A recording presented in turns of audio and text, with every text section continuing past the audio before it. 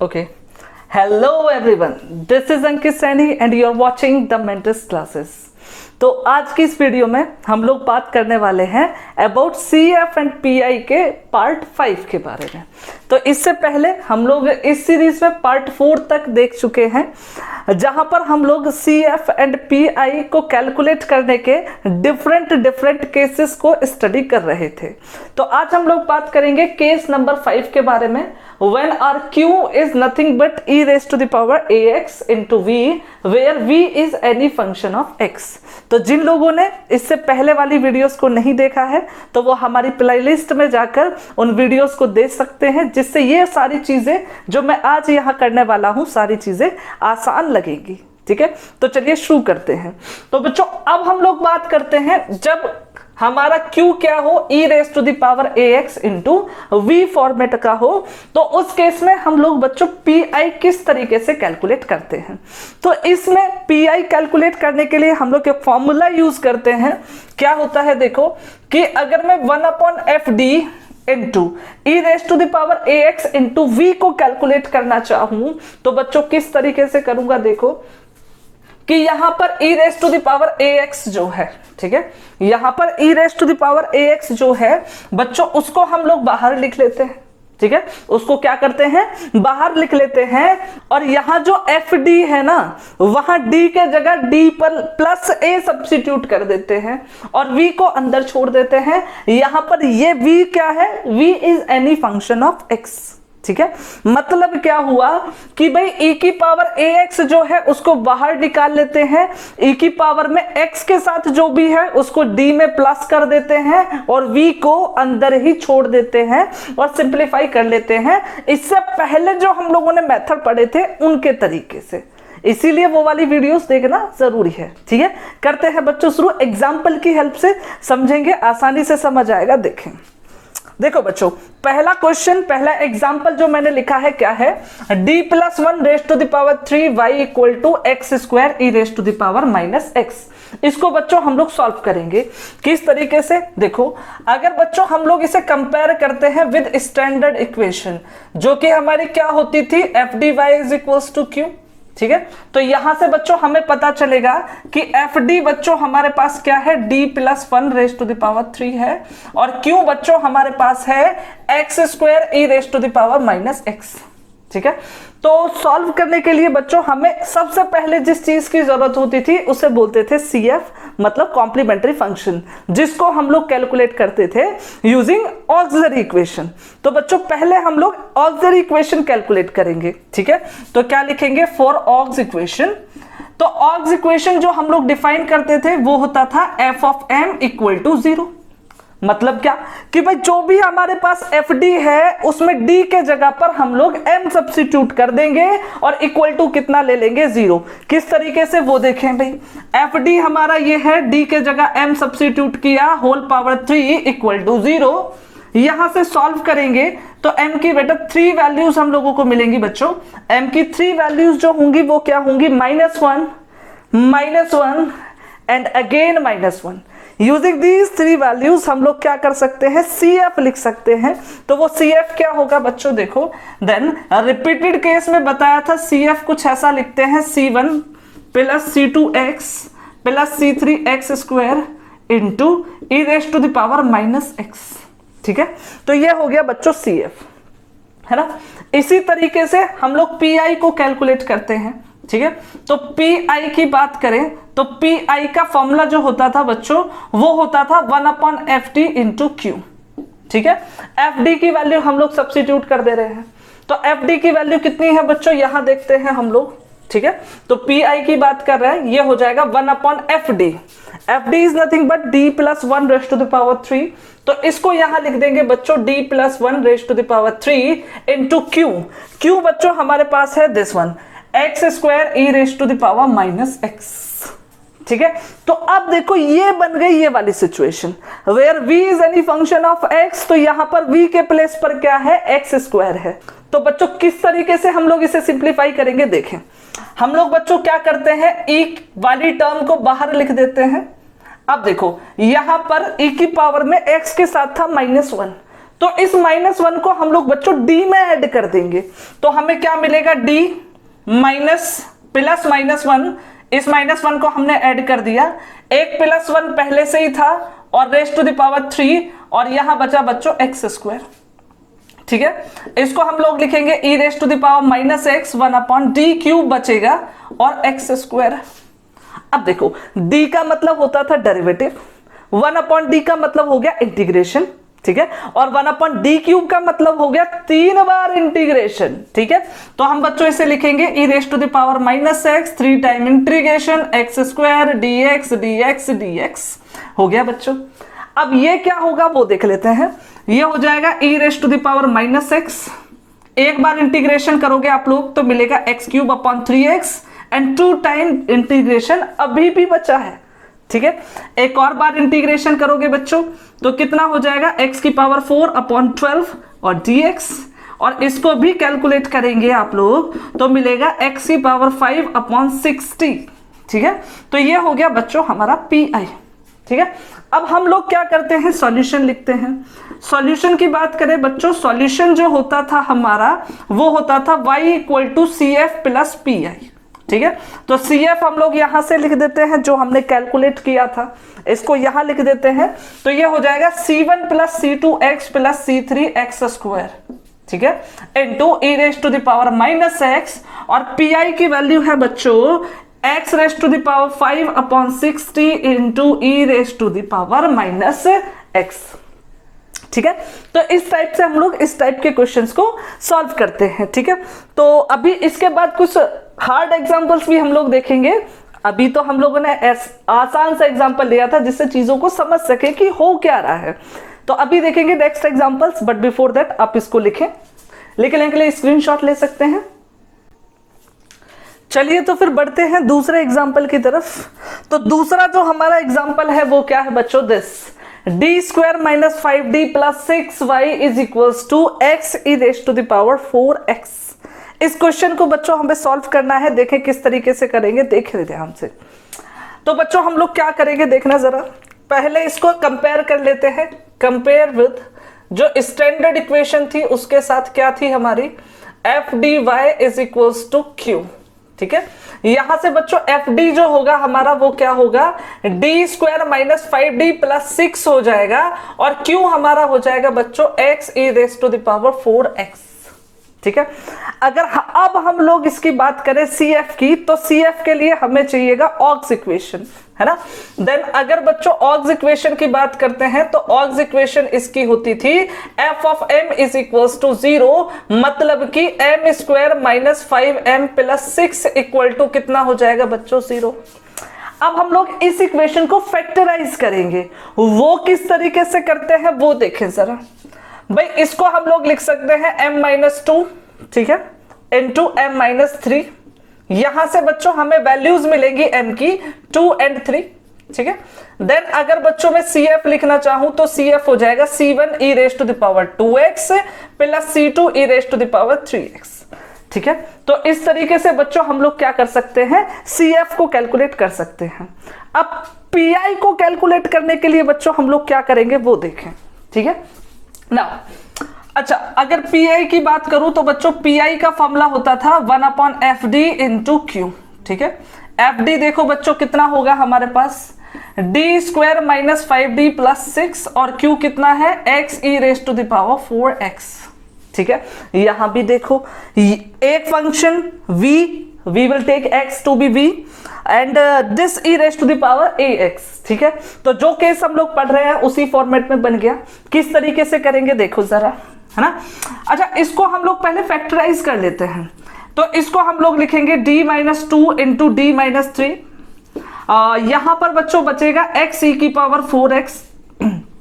ठीक है, अब ये जो e की पावर 4x है इसको हम लोग बच्चों बाहर लिख लेंगे, तो e raise to the power 4x बाहर गया, तुरंत d के जगह हमें d + a मतलब d + 4 करना पड़ेगा। ठीक है, यहां कर देंगे d + 4 - 2 इंटू d + 4 - 3, और यहां सिंपली क्या बचेगा हमारा, x बचेगा। अब इसको बच्चों हम लोग कैलकुलेट कर लेंगे, तो हमारा बच्चों PI जो हो जाएगा वो हो जाएगा e raise to the power 4x 1/ d plus 2 into यहां बचेगा बच्चों d प्लस 1 और यहां बचेगा बच्चों x।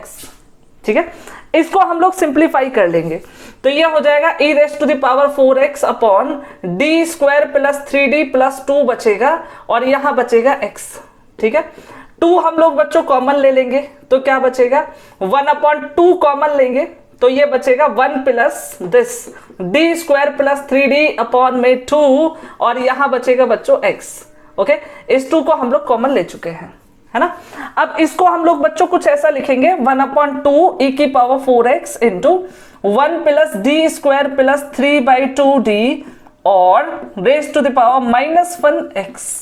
ठीक है, अब ये जो एक्सप्रेशन है इसको हम लोग सिंप्लीफाई करेंगे, एक्सपेंड करेंगे यूजिंग बाइनोमियल थ्योरम। ठीक है, तो क्या मिलेगा बच्चों, देखो e raise to the power 4x 1 minus d square plus 3d/2 this 3d/2। ठीक है, और आगे के टर्म्स लिखने की जरूरत नहीं है क्योंकि x की पावर 1 है तो हमें सिर्फ उतनी ही टर्म लिखनी है जिनमें d की पावर कितनी हो बच्चों 1 हो। ठीक है, तो ये टर्म्स हो गई।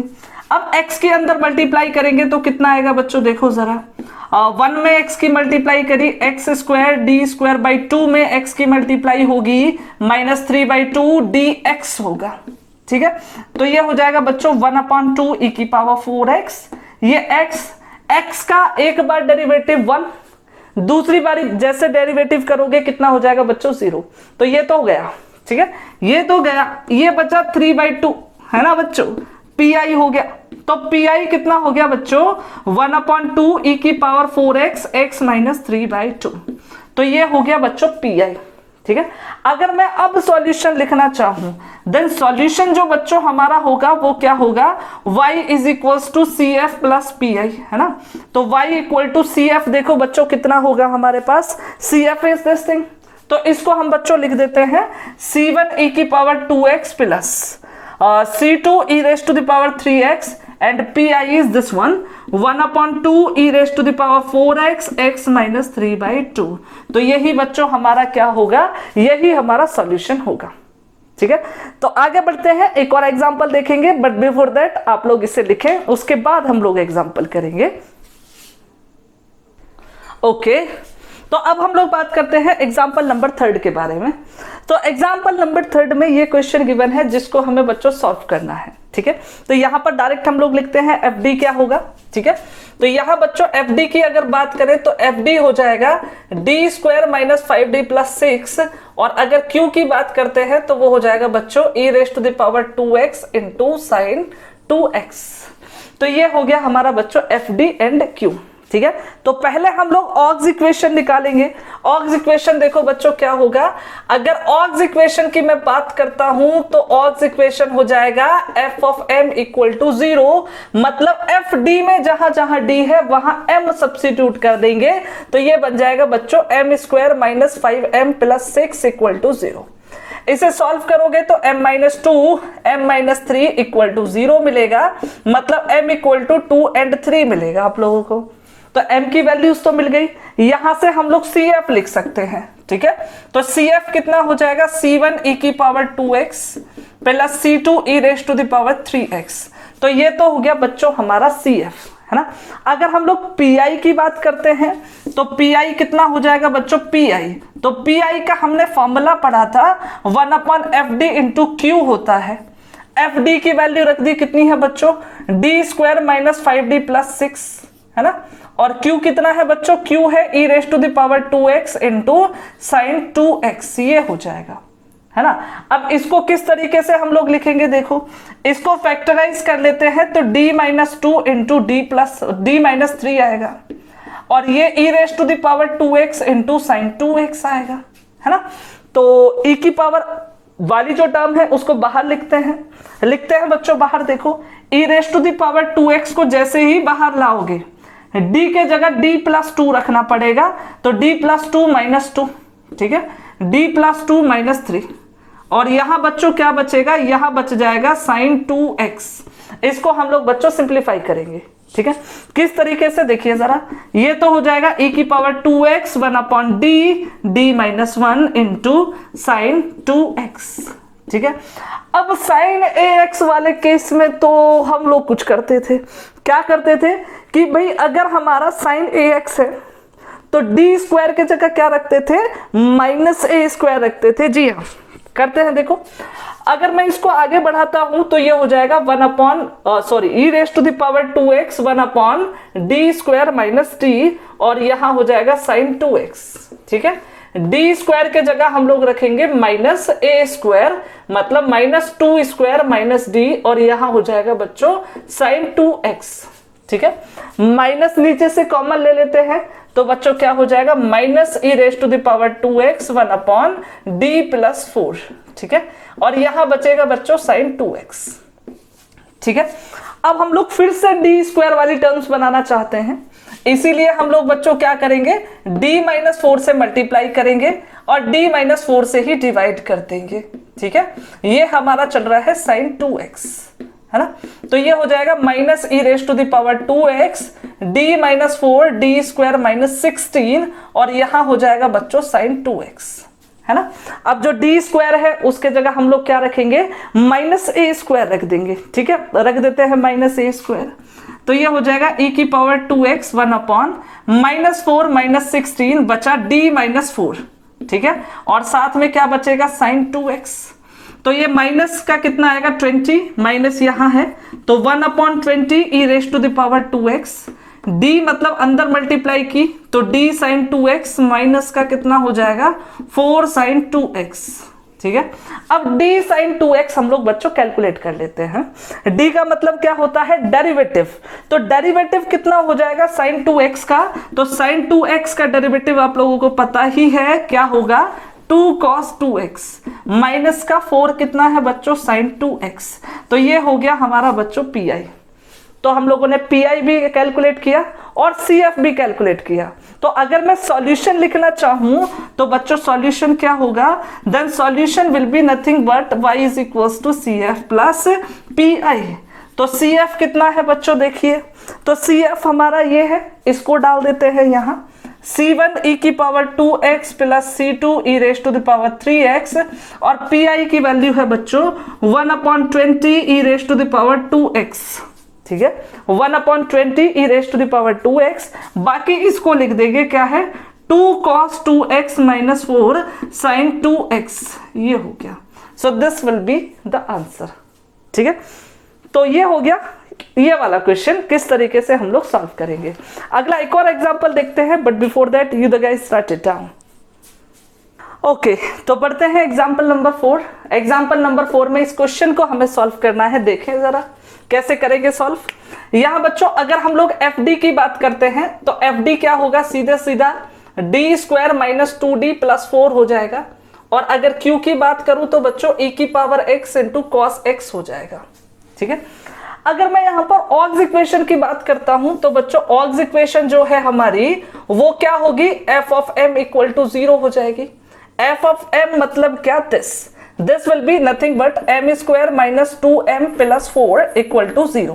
ठीक है, अब इसे हम किस तरीके से सॉल्व करेंगे, देखो इसको सॉल्व करने के लिए बच्चों हम लोग क्वाड्रेटिक फॉर्मूला यूज कर लेते हैं। तो ये हो जाएगा m equal to 2 plus minus, ठीक है 2 स्क्वायर मतलब b स्क्वायर, और फिर माइनस 4ac अपॉन 2a। तो ये हो जाएगा 2 plus minus under root 4 minus का कितना हो जाएगा बच्चों 16, और ये हो जाएगा 2। इसको हम लोग लिखेंगे 2 प्लस माइनस 12 अपॉन 2।